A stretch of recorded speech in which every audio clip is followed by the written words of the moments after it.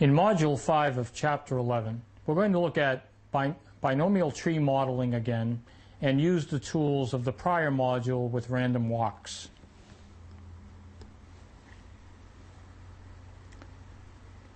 The usefulness of the binomial pricing model hinges on the fact that the binomial tree does provide a reasonable distribution of stock prices in the future. Indeed, it approximates a log normal distribution. And let's recall what a log normal distribution is. If one starts with a normal distribution,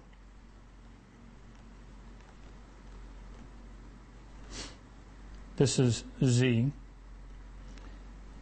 and one exponentiates it, you get the log normal distribution. A log normal distribution is, so this is called as W. W is equal to e to the z.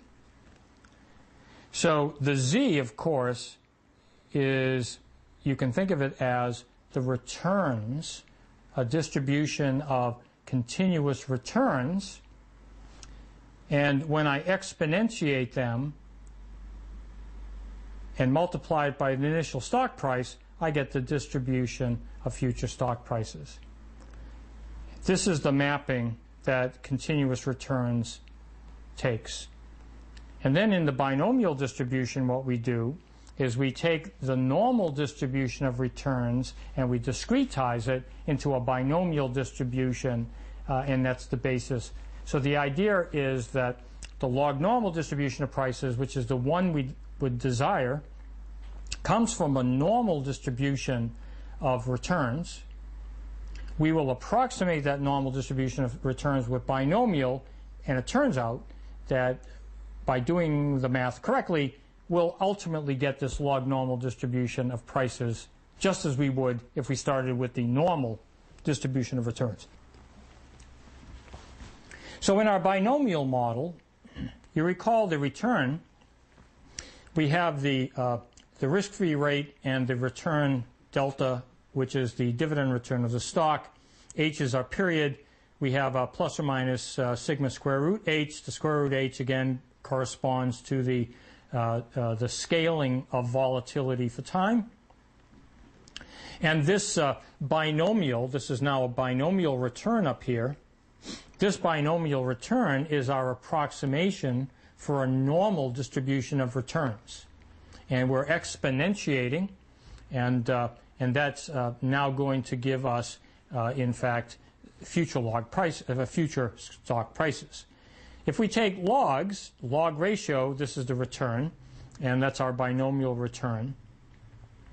And it's continuously compounded, so all we're really doing is creating a discretization. Instead of assuming that the return from time t to t plus h can be normally distributed with the volatility of sigma square root of h, we're assuming it's binomial with a volatility of basically sigma square root of h. But notice that this return has two components, which addresses an earlier point. One is there's a drift term. That each period, the stock price wants to have a return of r minus delta times h. That's what is often called the drift. And then it has the volatility term.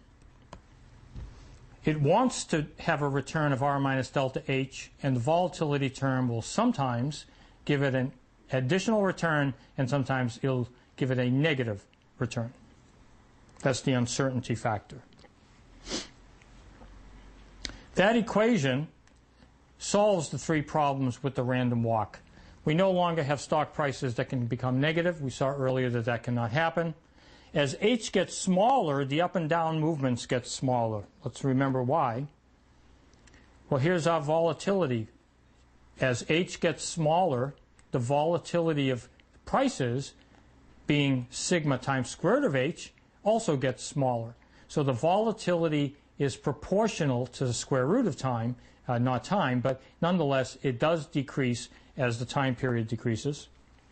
And then the final is that we do have a drift term, and the drift term will provide us generally with an up movement in our stock on average, that the stock price return on average will be positive if R is bigger than delta. But of course, in a given model, it could be less than delta, and we would then have a negative drift.